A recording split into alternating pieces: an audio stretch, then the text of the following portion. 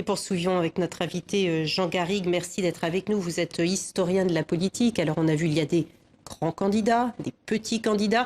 On vient d'évoquer Philippe Poutou qui lui affirme avoir rassemblé ses 500 signatures. Est-ce qu'il va falloir faire attention quand même à ces petits candidats lorsque l'on sait qu'il y en a 3 qui aussi entre 20 et 25% d'intention de vote? Un point, ça peut jouer, ça peut faire la différence au final. Oui, c'est sûr que ça peut, dans une présidentielle très, très resserrée comme ça peut évidemment... Alors, les lignes ont tendance un peu quand même à se clarifier, parce qu'on a quand même 2 candidats détachés, qui sont Marine Le Pen et Emmanuel Macron, et puis un peloton de suiveurs. Mais par exemple, entre un Jean-Luc Mélenchon et un Benoît Hamon, bon, s'il y avait compétition de deuxième tour, ça pourrait faire la différence. Ou si un candidat...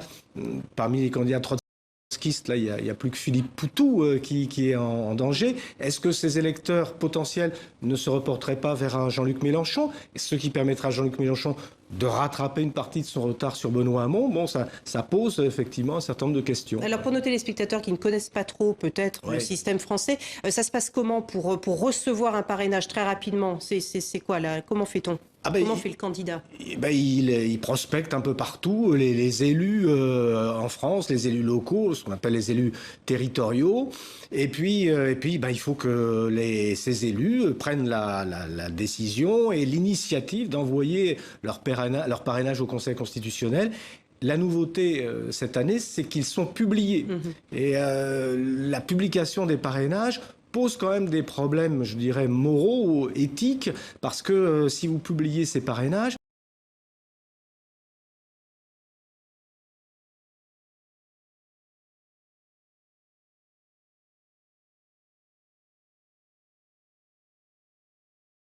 la 5e, vilipendée, critiquée, il faut la réformer, faut-il l'abolir? Vous en pensez quoi? Vous êtes plutôt du côté, il faut modifier cette 5e République? C'est incontestable que le système est en crise. Le système tel qu'il est pratiqué aujourd'hui, il est à bout de souffle. Ce qu'a été l'hyper-présidence de Nicolas Sarkozy, la présidence normale de François Hollande, n'ont pas donné les résultats escomptés. On se pose beaucoup de questions sur le rôle du Parlement, au fond qui fait beaucoup trop de lois et qui met beaucoup trop de temps à les faire, qui ne contrôle pas assez l'exécutif.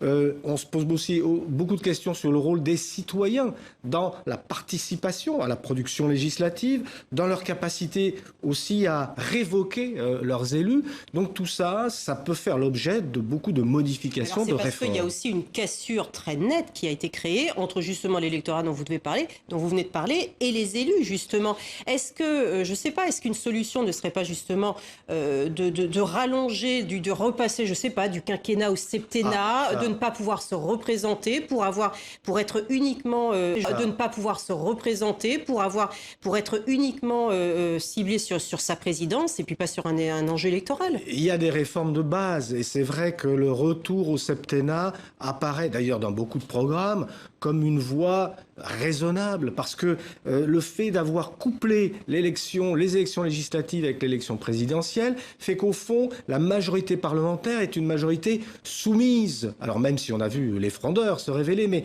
il y a une ambiguïté, si vous voulez, entre ces 2 élections, quelque chose de très néfaste. Il faut découpler le calendrier du président de celui des élus. Ça, c'est une certitude. Mais il y a beaucoup de choses qu'on peut transformer, peut-être réduire le nombre des élus. Sur le mi-proportionnel, mi-majoritaire, oui, un peu le système à l'allemande. C'est vrai qu'on peut se demander pourquoi un parti comme le Front National, qui représente à peu près entre 25 et 30% des électeurs, n'est quasiment pas représenté ou par 2 élus à l'Assemblée nationale.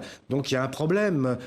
C'est vrai que l'esprit de la 5e République, c'est le scrutin majoritaire, pour justement mettre en scrutin uninominal de circonscription qui permet de solidifier une majorité. Sauf que là, c'est peut-être la première fois qu'à l'élection présidentielle, il n'y aura ni la droite ni la gauche. Exactement. Au second tour. Et c'est la première fois aussi qu'on voit très bien qu'il n'y a pas une majorité qui s'impose. Alors il y aura peut-être une majorité du type de celle de 1958, du général de Gaulle, autour d'un effet, par exemple d'un effet d'Emmanuel Macron.